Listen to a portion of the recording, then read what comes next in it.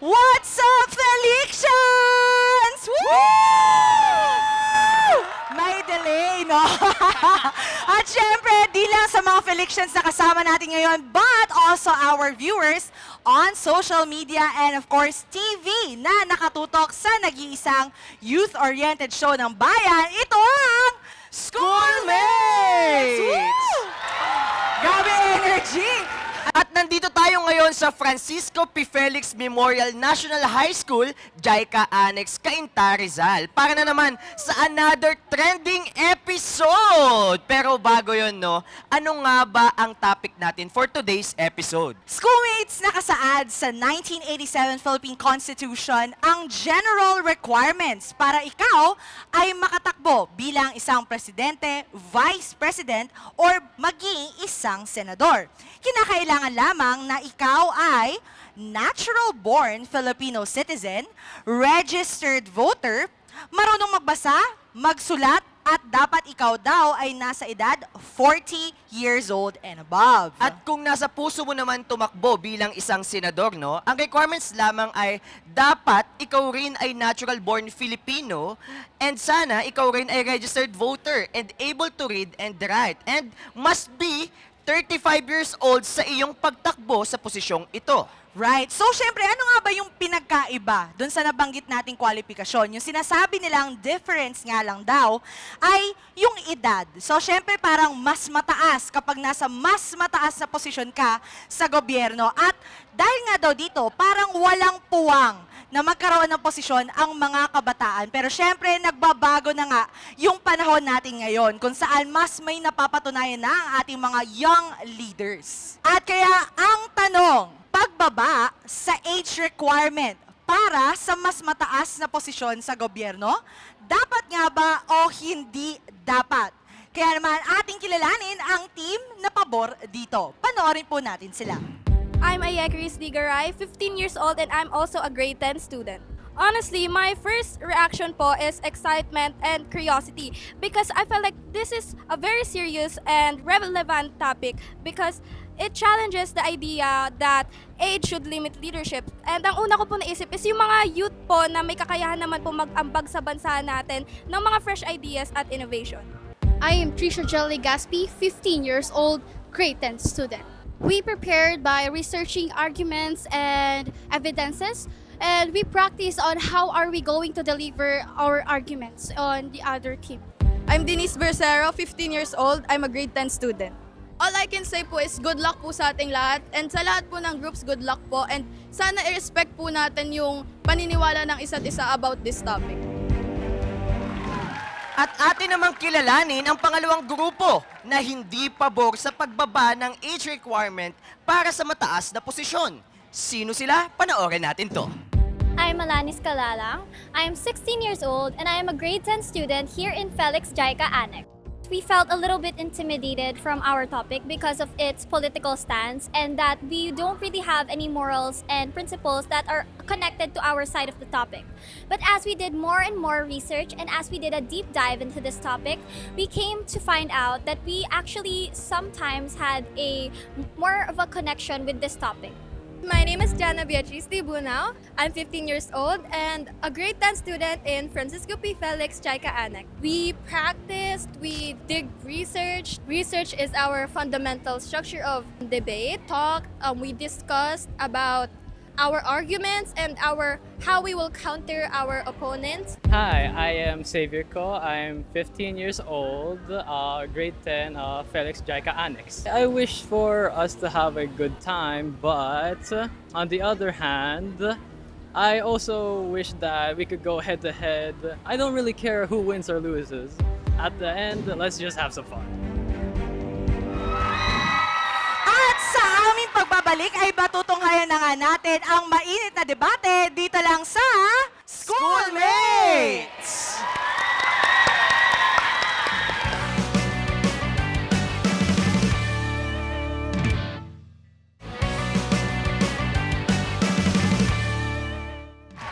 Nagbabalik ang Schoolmates, so nandito pa rin tayo sa Francisco P. Felix Memorial National High School, JICA Annex!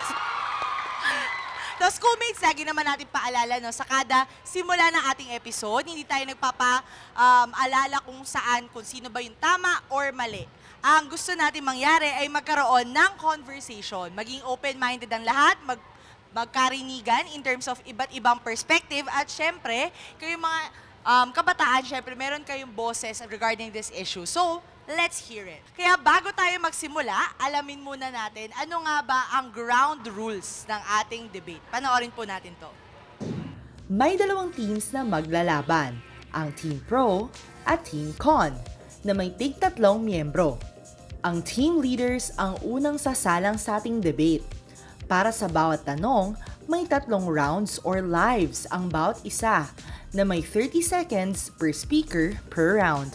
Kapag sobrang intense at walang gustong magpatalo, we activate the bonus round.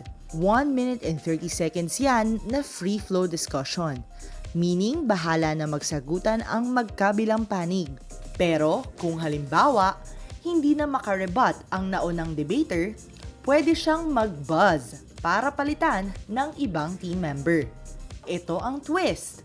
Bilang mga host, may kapangyarihan kaming mag-buzz sa gitna ng laban. Kung medyo off, boring, o hindi kami satisfied sa sagot ng sinumang debater, we can buzz you out at papalitan ng ibang team member.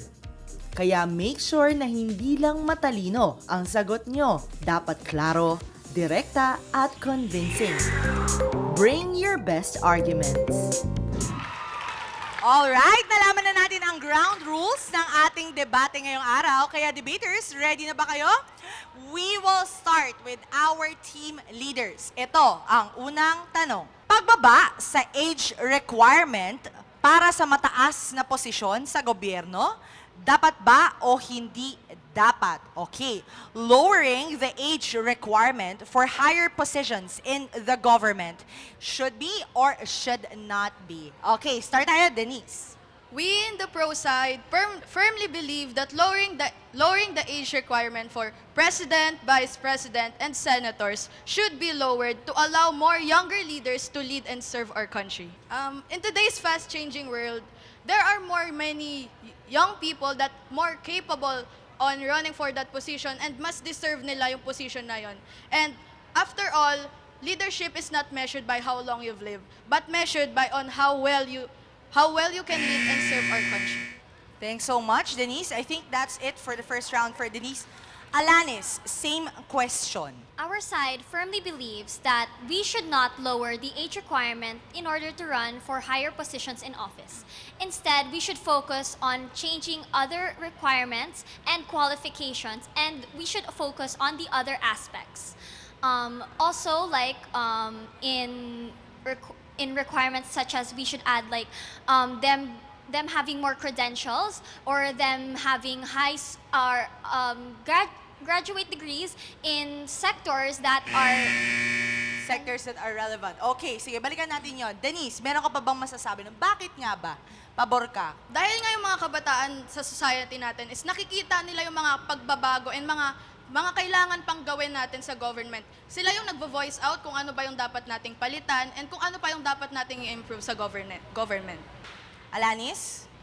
The SK program or RA's 10742, Sangguniang Kabataan Act or Reform Act already gives them that platform to voice out their concerns on political issues. Okay. Denise, tingin mo ba sapat na platform ang sinasabi niya na SK? Kumbaga, is that enough exposure or experience if you want to have higher positions in the government? Why should we lower it if we want to be president? Do you think, so schoolmates, do you think as young as 20 years old can already run for president in the country? Why? For me, it is not enough because kailangan pa natin i-improve yung sarili natin. And paano natin ma-improve yung sarili natin kung yung mismong government natin is hindi nila inaalaw na i-lower yung age requirement? So, paano natin ma-improve yung sarili natin kung hindi nga pumapayag yung government sa pag-lower ng requirements? Alanis, may masabi ka ba doon? Do you think it's a good starting point? Kung punta tayo doon 20 years old, pwede nang tumakbo as a president, vice president, or senador. Do you think? Well, in that case, it would neglect the SK Act, or it might neglect the SK Act because these very capable young leaders might not be might run for these higher office places, but their age is, it might translate to time, which if your age is higher, you might have, or if your age is lower, you have more time to build up these credentials and to show people your capabilities. As if you're Okay, one last life. May masasabi ka ba or gusto mong dugtungan yung sinabi mo kanina, Denise? So as you said nga, kung mas matanda, mas marami pang ma-improve yung ano ba? Yung credentials niya. But how can you improve yourself kung yung, as I said earlier, paano mo ma-improve yung sarili mo kung yung government is ayaw nang i-lower yung government? Hindi ba kung nasa school ka, hindi, yun na yung, school na yung nag-i-improve sa sarili mo, like, nasa, like our school, nasa SSLJ office ka, nasa, may mga higher positions ka na tinatakbuhan. And gaya nga nung sa SK, di ba nakakatulong naman na din na yun para improve sarili natin? Alanis. age just simply translate to having more time in order to build up your credentials and your experience in these types of to expose yourself to these types of problems in our country. And also, if yun nga, sa school pa lang, inaano na tayo, hinahasa na tayo sa ganitong klaseng mga experiences. But we can't really say that the problems in our school are as big as the problems that are happening in our country right now. Okay, free flow. I think you're a good match. Sige, Alanis, go. Well, if we're talking about, you know, the age nga, we shouldn't lower it because there are other aspects that we should improve instead of changing. Di ba, as I Change said doesn't earlier, mean, ma-improve change ka naman doesn't nasa mean school ka, di that ba? it's, Kaya nga change doesn't mean it's a step up.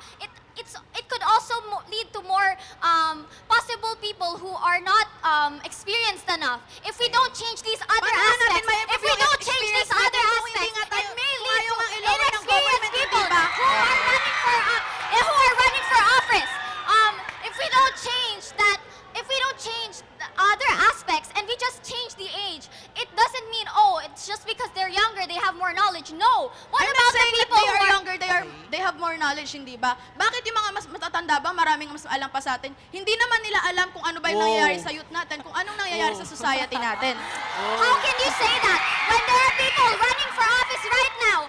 There are people who are in office right now fighting for our rights because of the other people in office who are draining our country's fund because of their selfish acts. There are people who are older in office who are fighting for us. I think Denise and Alanis, sige, medyo ano muna tayo, palamig muna tayo. I need to hear a different voice. Jana and Ayeka. Thank you, Alanis and Denise. That's a good parameter. Okay, nice. Pag sinabi ba nating mas bata, mas maraming wider perspectives, or does that come with age? And can you prove otherwise? Sige, sa dami rin ba ng nangyayaring issue sa bansa, ang pagbababa ng age requirement natin is something that should be prioritized to fix what's happening in our country. Do you think that's a first step, or that's pwede naman yan mamaya? Okay, Ayeka. I believe that it's a first step, especially kasi ang ating country is nag-upgrade or nagde-develop siya. So, and new generation na to. So, ang generation na to is mas maalam sila. So, makakatulong sila by bringing fresh ideas and innovation sa country natin. So, kapag prioritize natin at binabaan natin ang age requirement, mag-o-open siya ng mas maraming opportunities to young leaders who are capable and also more choices for the people to choose from. Okay, Jana? Just because that they can bring optimistic ideas and idealistic, fresh, they can bring innovative ideas, doesn't mean that it guarantees any improvement in our society, because there have been other politicians who have been elected not because of their credentials, not because of their capabilities, but because of their popularity and their wealth. Okay, I think that's a valid question. In an era like our generation right now, where it's very celebrity focused, very fame focused, does age have something to do with that? Ayeka? Well, I think, kasi ang sinabi mo is about popularity. So, binoboto sila kasi sikat sila. Well, I think na binoboto lang sila kasi wala silang ibang choice. So, ang binoboto nila is yung pinakakilala nila. So, if babaan natin yung age requirement, magbubukas siya ng maraming choices at maraming pagpipilian ng mga tao kasi hindi lang yung kilala nila yung maboboto nila. Marami silang makikita, lalo na if yung kabataan na yon is maalam. So, makikita nila na kaya naman pala ng kabataan na to, so pwede natin siyang iboto, lalo na kung maalam sila at may committed sila. Okay, Ayeka. Thanks. Jana. Like what you've said earlier, kailangan, it's required that may alam sila and may background knowledge sila. So, what they have to do is that they have to they have to check their background track para hindi sila dun sa kilala lang nila yung binobota nila just because they are popular, just because they are wealthy. It doesn't mean that All right. I think when it comes to wealth, popularity, and fame, medyo nalilihis tayo sa topic. But although it could be influenced by your age, di ba? The longer you are, the longer or the more exposed you are in the different sectors of the government, mas nakikilala ang pangalan mo. Now, balik tayo. If we put our young leaders naman sa mas matataas na posisyon sa ating bansa, sa tingin nyo ba, sapat na ang kanilang kakayahan at kwalifikasyon para pamunuan ang isang buong bansa? Again, if we put our young leaders in higher positions in the government, do you think or can you prove otherwise that their experience is enough or is it when it comes to leading an entire country? Ayeka. I believe, yes.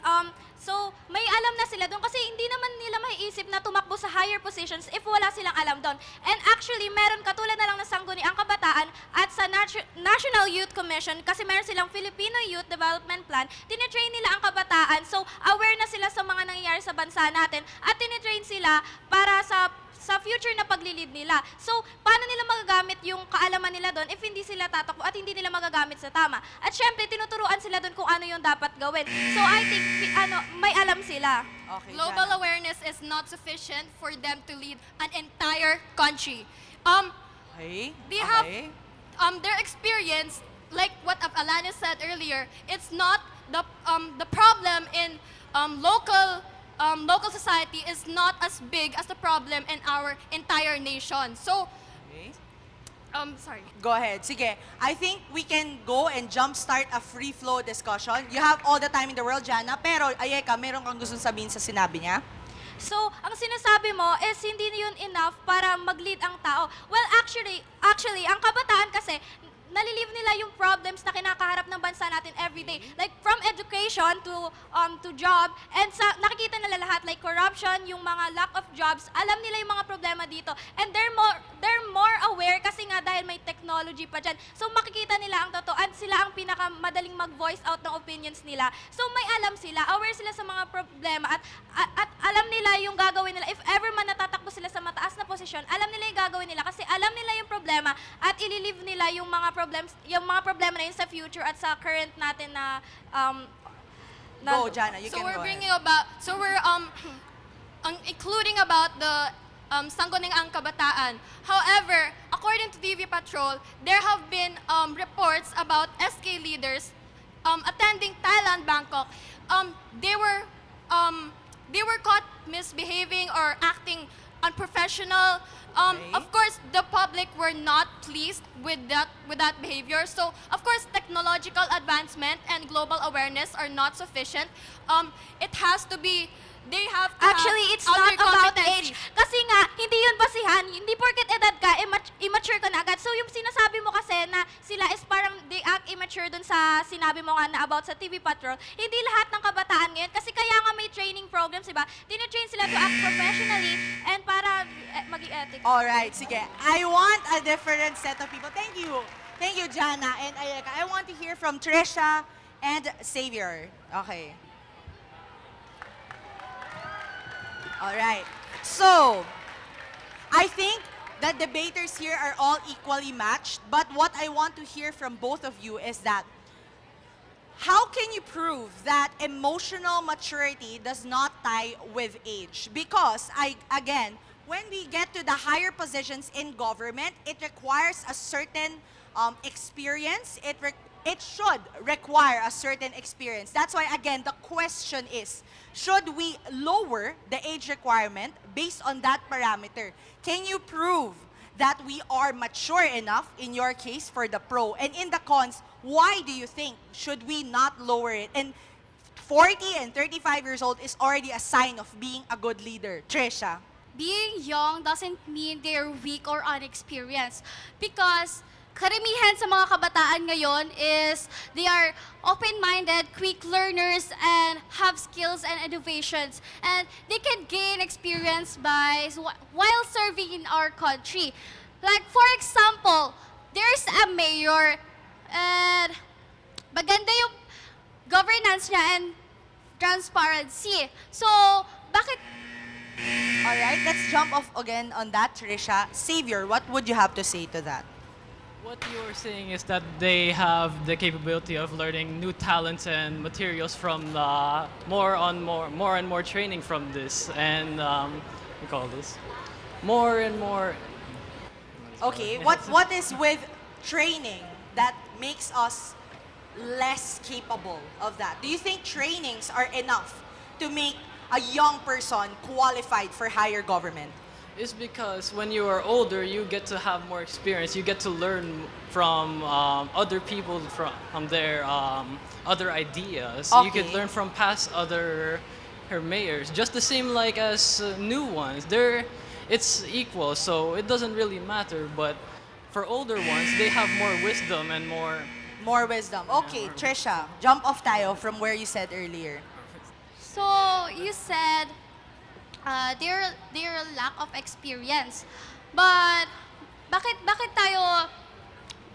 natin kailangan ng experience ng sapat na experience kung nakapag-training naman na sila nung SK pa lang sila or nung mayor pa lang sila? I think that's your turn of round. Savior, what do you have to say to that? Although the problem with that is that if they are training to be like that, then that means they could have some problems when it comes to that. They could make irresponsible mistakes Okay. that could happen, and it's gonna cost the country a lot. So when it comes to the older ones, they are less likely to do it because they have more knowledge from past experiences and other. What do you call this? Right. So you're saying it's more of like the risk of the mistakes coming from younger people. What would you say to that, Trisha? Tingin mo ba we can make costly mistakes just because we are younger?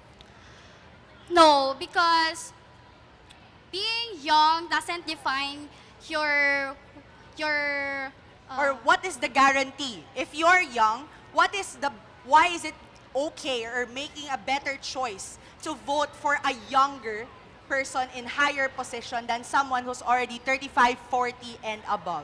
because being young or being a Filipino youth has fresh and skills and innovation that can serve in our country right now. Okay, I have a question to both of you. Last question, because we're nearing the free flow discussion.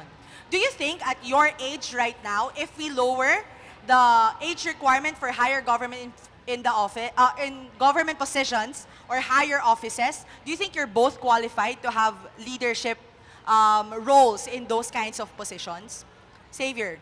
I believe not, since we need more education from school. We need to still learn more about our country. We need to learn about the laws and what we need so we can make our future better, so we can help our people and our country. Okay. Trisha. So you were saying na porket bata sila is hindi na nila kayang magsilbi sa bayan. Pero hindi ba dapat pagkatiwalaan natin yung mga kabataan ngayon? Kasi sa generation natin ngayon, puro kabataan na tayo, and puno-puno na tayo ng mga technologies ngayon na pwede natin gamitin para makapag-serve tayo sa bayan at para mas mapadali yung pag-serve natin sa bayan bilang kabataan. All right. I think I would want a change in terms of debaters. I need new perspective. Can I get Jana and Denise? Kung sa tingin nyo, ibababa ang age requirement, what do you think is the right age for someone to run in a higher position like the president, vice president, and a senator? What do you think is the proper age requirement? You can answer no, or you can answer, no, I think this is it. Denise? For me, 35 years old is enough to run for president. Because if they can, as Ayeka said earlier, kung may training sila, alam na nila yung gagawin in the future. Alam nila yung dapat nilang ipaglaban in that position. So kaya nilang mag-voice out kung ano ba talaga yung nangyayari sa ating society and sa country natin. And yung mga problems is na natutuganan ng government natin kung alam ng president kung ano ba talaga yung nangyayari and problem natin. I firmly believe that the age requirement should remain the same because there have been reports or studies that shows that 35 or 30 below are there are no candidates below those age that have there are no candidates below those age due to the fact that they are incompetent in people's eyes. Because people lack trust. Okay. Denise, balik tayo sa'yo ulit. Tingin mo ba ang age requirement alone is a good metric to define a better leader for presidency, vice presidency, and senatorials? For me, it's a yes kasi gaya nga ng sabi mo kanina. Age requirement alone? Yes. Alone? So, yun nga, for me it's a yes dahil nga yung as I said, training nga, alam nila yung mga gagawin nila. So, kaya bakit sila tumatakbo in that position? 'Di ba gusto nilang mag-voice out kasi, yun nga, alam nila yung nangyari sa position, sa mga society natin. And kung bakit sila nagpro-protest dahil may pagkakamali sa government natin at gusto nilang palitan nila. Thank you so much. I need a new one. Ayeka, Alanis, think like a future leader. Do you think age requirement, lowering the age requirement is a sufficient solution to make fixes in the country? Or should there be other options on how can we make better qualified leaders for this position? Ayeka. I believe yes. Kasi marami tayong marami ngayon is yung mga older po kasi ang politicians ngayon sa country natin. And maraming pagkakamali dito sa governance sa country natin. Like for example, is hindi naman po mag-voice out yung mga tao or yung mga kabataan kung wala silang nakikitang mali sa pamamalakad ng pamahalaan. Kaya may alam po sila sa governance kasi nakikita nila yung mali, alam nila kung ano yung tama, alam nila kung ano yung karapat-dapat, alam nila kung ano yung kailangan ng bansa natin. So I think lowering the age requirement. Okay, Alanis? Well, no, not lowering the age requirement doesn't equal to good doesn't just equal to good governance. Just because they know that we should have the right to have good governance doesn't mean that they can successfully bring that to our government. And lowering it doesn't mean that ayun nga magiging maganda silang leader sa country natin kasi hindi ibig sabihin na alam nila yung good governance, alam na nila yung magiging solutions to improve our government. Okay, Ayeka. Kaya nga may tinitrain sila kasi parang ready sila if ever man natatakbo sila.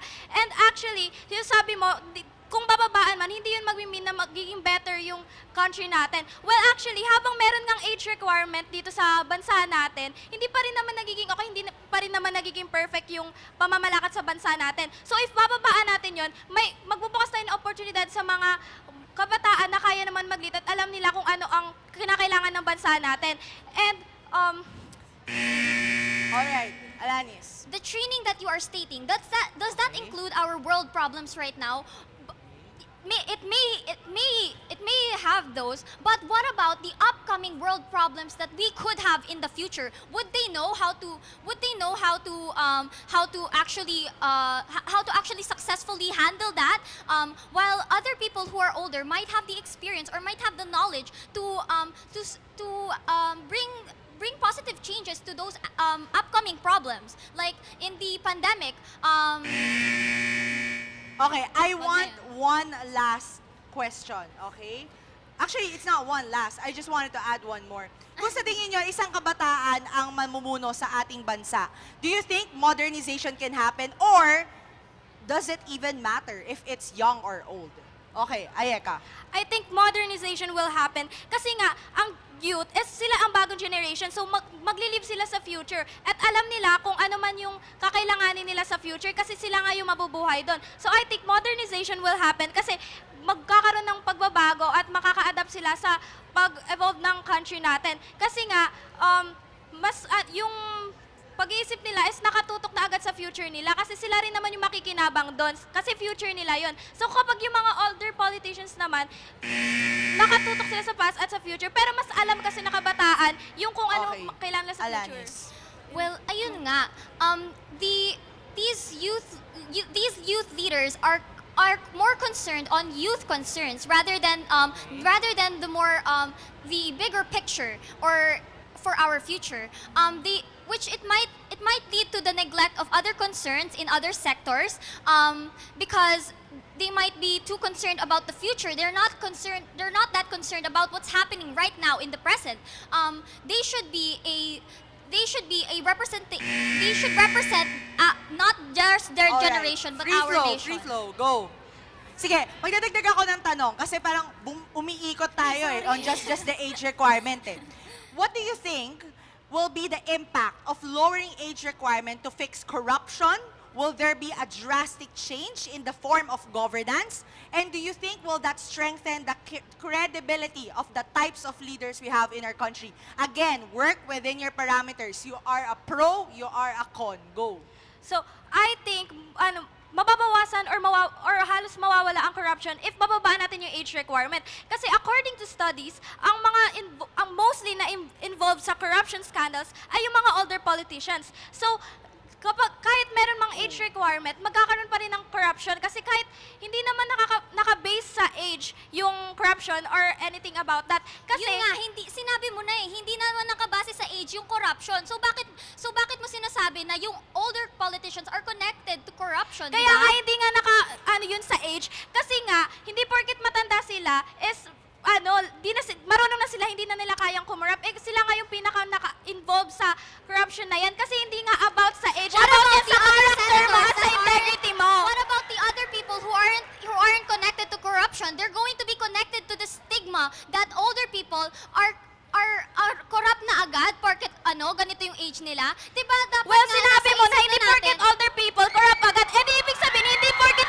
bata sila, corrupt din sila agad. Kasi aware sila sa nangyayari sa society natin. Nakikita nila yon and aware sila kung ano nangyayari. Like about sa corruption, sa missing projects. Kasi nga, aware sila sa mga yon. So alam nila na dapat hindi yun dapat. Kasi nga sila yung mostly nagvo-voice out. Sila ang unang nagvo-voice out ng opinion sila na hindi tama yon. So alam nila yon at gusto But nila there na are other pagbabago. people rin naman in the Senate right now who are talking about this issue. Okay? Maraming salamat sa ating mga debaters. I think marami pa kayong gustong sabihin. And you will have your time later on the closing statement. Again, let's make our points concise, clear, and direct. Once again, maraming salamat sa ating mga debaters from Francisco P. Felix Memorial National High School, JICA Annex. Ang gagaling ng ating mga debaters. Pero schoolmates, hindi pa rin natatapos ang lahat ng ating pag-uusapan dito dahil magbabalik tayo para, again, sa last statement ng dalawang grupo natin and to find out who is the best speaker sa ating episode ngayon. At lahat ng yan ay sa pagbabalik lamang ng Schoolmates!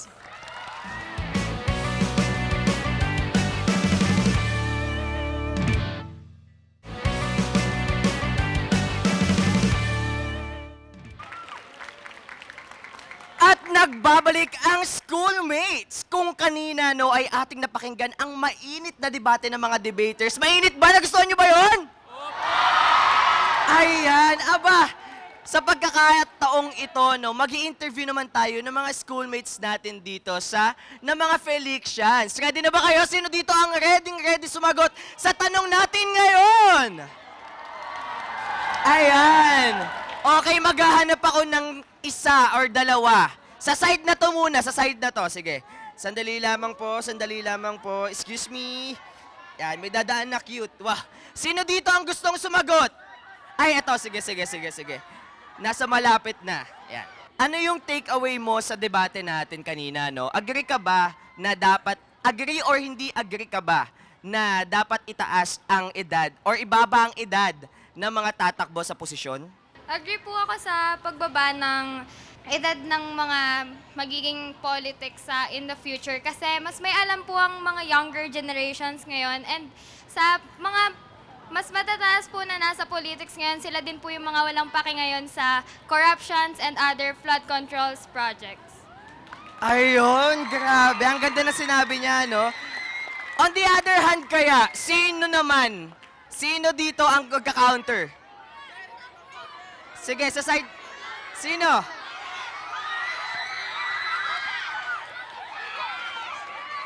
Okay, kinakabahan siya. Dito kaya, dito. Sino ang gusto? Sino? Sige, tayo. Sino? Ikaw. Yan, dito. Ayan. Ikaw naman, ano yung take mo sa sinabi kanina? Ikaw, agree ka ba na dapat maibaba ito or tama lang ang batas? Agree po ako na dapat ibaba yung age po ng magiging politics sa future dahil sabi nga po niya na mas marami pong alam ang mga kabataan ngayon kaysa sa mas matatanda. Kasi po yung mga bata ngayon ay mas educated po and yung matatanda po ngayon parang binabata na lang po tayo. Okay. According to them, no? According to them, ang mga kabataan daw ngayon ay marami nang nalalaman. Sino naman dito ang disagree sa points na yon? Yan, dito tayo sa taas. Dito tayo sa taas, ha? Ikaw, bakit ka disagree sa mga na-mention nila? Agree po sana ako. Agree daw sana siya, pero ano yung point mo ngayon? Ano po, siguro hindi sa age, possible din po sa mga records nila. Kasi nowadays, mas pinaano nila, kahit na may record, mas mataas pa yung kay dapat qualify kapag kukuha ka ng trabaho. Kasi yung mga tumatakbo na dapat sila yung namumuno, dapat mas quality or mas tinitignan nila kung mas fit yung tatakbo dun sa posisyon na tinatakbuhan niya. So, kahit siguro sa anong age, basta makikitaan natin ang isang kandidato na nasa kanya yung possible na ng isang namumuno, dapat mas okay if fit siya, hindi yun sa age lang. Very good answer! Grabe yun, no? According to her, no? Regardless of age, kung fit naman siya to work, no? Schoolmates, if you want our episode tonight, please like and follow our social media platforms and we highly encourage everyone na makialam sa issue ng ating bayan. Dahil kabataan, may pakialam ka. Gamitin ang iyong plataforma at ang iyong boses. Ngayon naman, ating alamin ang last statement ng ating mga debaters at kung sino ang ating best speaker for today's episode. Back to you, Trisha. Thank you, James! Atin nang alamin ang huling statement ng ating mga debaters. Umpisa natin kay Trisha. Lowering the age requirement in higher position in politics should be allowed because it can give more opportunity and it is more capable and to promote youth environment in our country. Alright, thank you so much, Trisha. Ano ang huling statement ni Jana? We firmly believe that lowering the current age requirement is not allowed because we have to consider political dynasty. For example, a former president have persuaded his daughter to run for vice presidency, and we do not know that this is an underlying scheme. Moreover, there have been a refusal to charter change regarding that because people lack trust in lowering the current age requirement. Thank you so much, Trisha and Jana. I think now it's time for us to know sino nga ba ang best speaker sa ating episode ngayon. Sino sa tingin nyo? Sino? Okay. Again, guys, syempre exciting tong part na to. Malalaman natin sino ang best speaker. But again, you are all winners in this episode.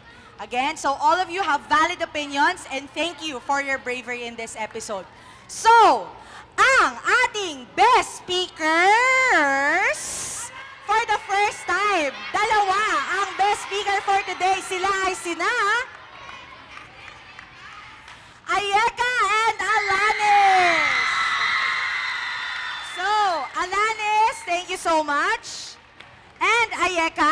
our awardees for Best Speakers. You are all amazing today. And with that, sa bawat usapin, sa bawat issue, may boses tayong mga kabataan. Sumali, makinig at makiisa dahil ang bawat opinyon natin ay mahalaga. Kaya naman, sabay-sabay nating isigaw sa buong mundo, schoolmates! May pakialam ka!